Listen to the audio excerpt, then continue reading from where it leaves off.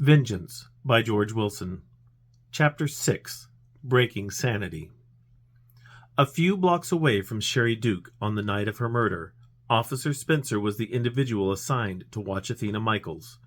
He sat on the side of the street in his cruiser fighting off the need for sleep with cups of water and an audiobook which was apparently interesting enough to keep him awake. Inside, Athena lay in bed but failed to sleep. Her eyes were closed, and to a bystander it might appear that she slept, but so soon after everything had happened, she still had trouble nodding off. Part of the problem was that her mind never stopped spinning over the details of the past few days. At this moment she was thinking about the conversation she had with Kathy about her need to be in her own house. "You're sure you want to do that?" Kathy had asked her after Athena told her that she wanted to go home as soon as the police cleared. "I don't have anywhere else to go," Athena said. "It's my home." "I'd have trouble sleeping where a double homicide occurred," Kathy admitted. "I don't believe in ghosts or angry spirits or anything. It's just the idea that the killer might come back. He got in once, you know."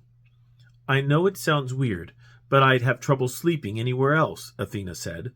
"I've only ever stayed 2 places my entire life, and it took me a long time to get comfortable in our house. Hank was probably handing out keys like candy, though. I guess that's how the killer got in. I'll change the locks." "Will that be enough, though?" Kathy asked. "I don't know," Athena admitted, and she took a moment to consider her position before shaking her head. "I just feel like, despite its past, the only place in the world I'll feel safe is my own house." "You can stay here," Kathy offered. "My husband won't be any trouble." "Thanks," Athena said, "but I'd rather be at home." "Okay, but I offered." "I know." A creak sounded somewhere in the house, bringing Athena out of her memory. She didn't move or open her eyes, but simply kept listening. It could have been the house settling, or just her imagination. All houses make noise now and then, and after what had happened, she accepted that she was on edge enough to jump at anything. Then she heard the bedroom door quietly swing open. The house and hinges were both new enough that it did not creak at all, but only because the house was quiet could she have heard it. Her eyes shot open. She rolled over to look at the door, but the doorway was empty, and she could almost see into the living room from her bed. There were doors in her parents' house that would move of their own accord due to foundation shifting or the wind, but to her knowledge this door had never moved by itself.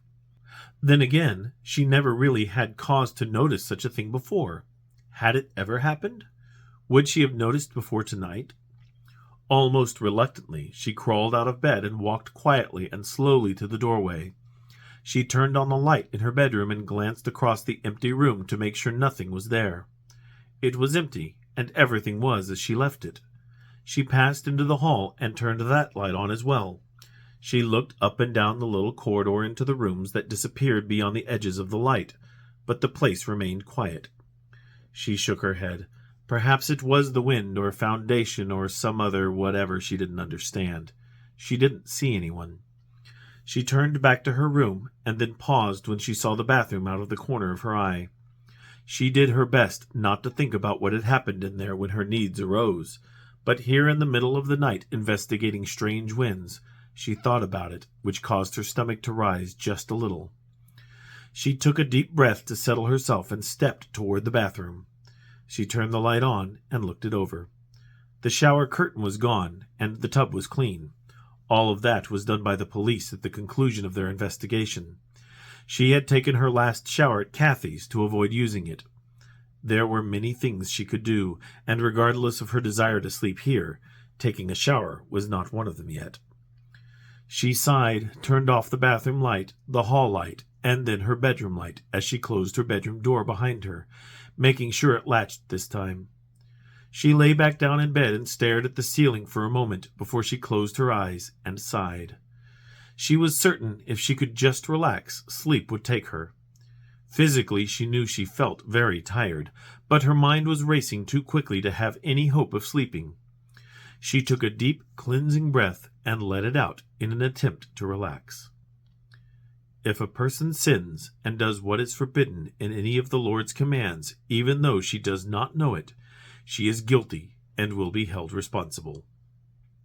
She did not relax. Athena's eyes shot open. That was not her imagination. The voice was a whisper, female and familiar. She had heard it this morning after she had seen the news report about that boy and girl who were killed at the college, when she had a visitor whose existence Detective Thompson doubted. Almost unwillingly, as if refusing to acknowledge a fact made it untrue, Athena sat up and looked toward the space beside the door where the voice had come from. There against the wall was a shadow, the shadow she had seen in the daylight yesterday.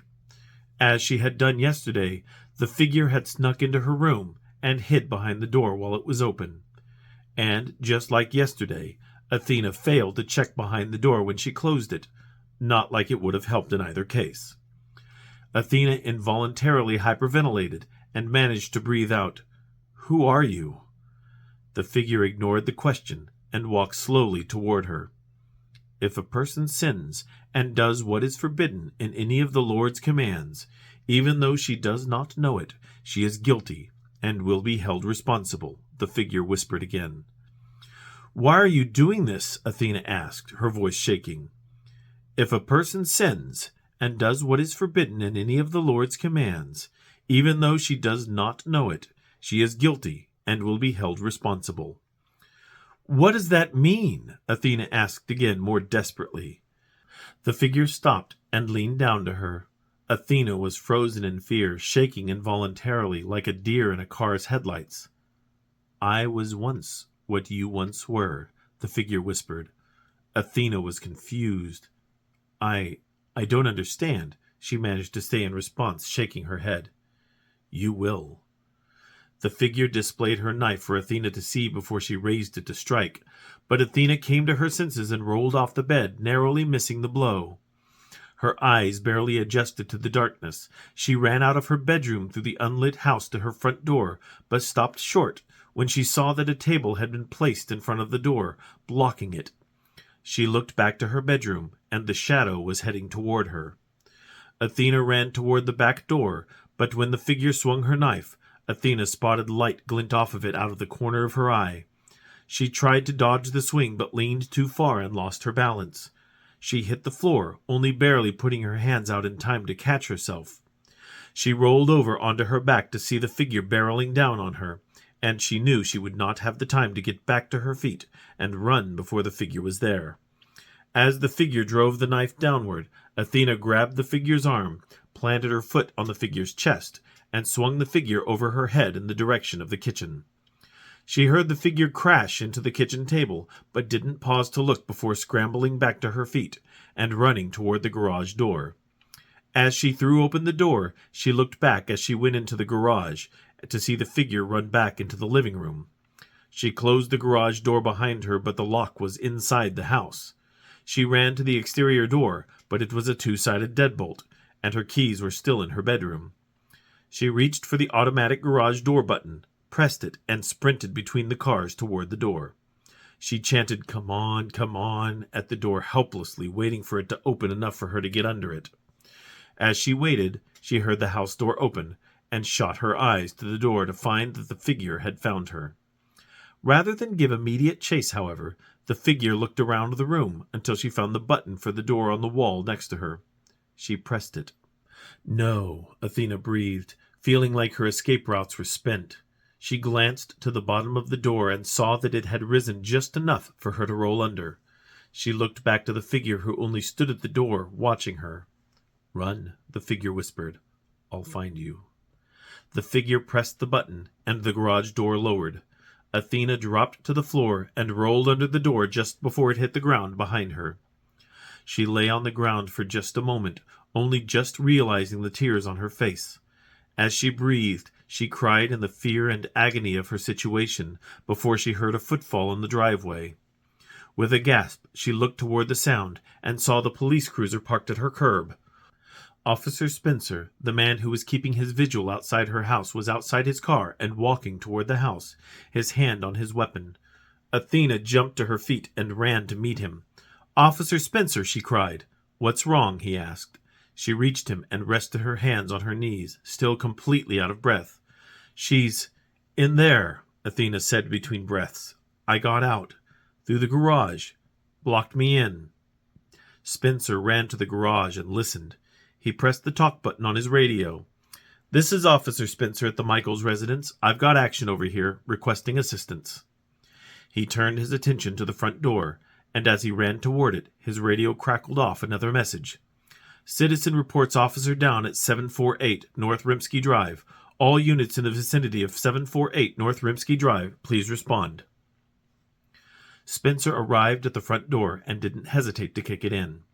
He surveyed the room, reached for the light, and flicked the switch. The room was bathed in light.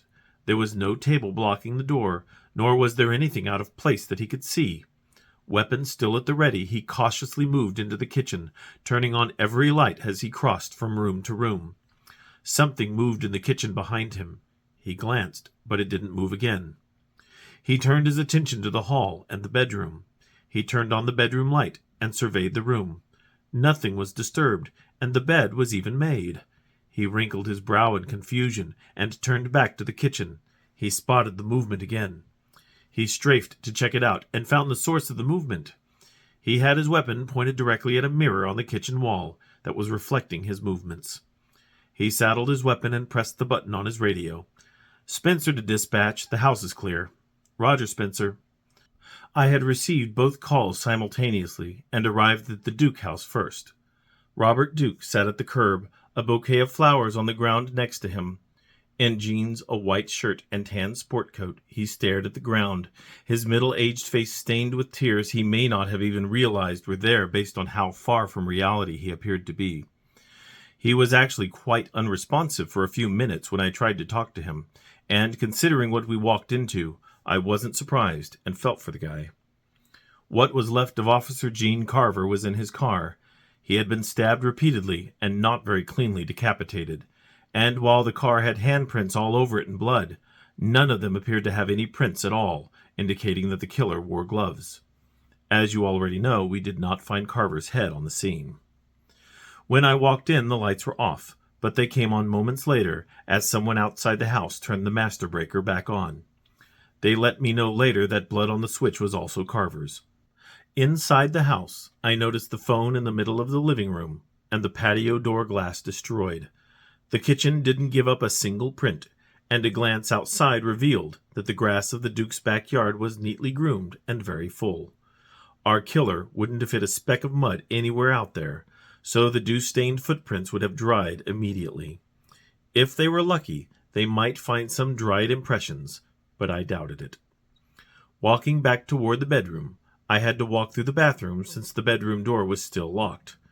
The doorknobs showed that the killer's gloves were still wet from the blood of Carver, but still no fingerprints, and that the killer had tried the bedroom door before entering through the bathroom. Sherry Duke was lying next to the wall beside a broken window with a single stab wound under her jaw. Her cell phone was on the floor to her right with more blood on it, which was expected as I'd already been informed that the killer spoke to Lori, the operator, and a review of the call showed the 911 call I was informed of only moments before I arrived. I instructed the other officers to find what they could, but the killer didn't leave them much again. I had to get to Athena's house to see what was going on there. Spencer reported the all clear as I reached the car. When I parked by the curb in front of Athena's house, Athena was leaning against the cruiser while Spencer was making some notes. "Trouble?" I asked a bit rhetorically. "What do you think?" Athena responded with some irritation. "I was in there trying to sleep, and before I knew it, she has the front door blocked." "I see," I said, holding up a hand to stop her, since I really wasn't asking her. I needed a non-emotional account of what was in there before I decided whether it was worth checking it out for myself.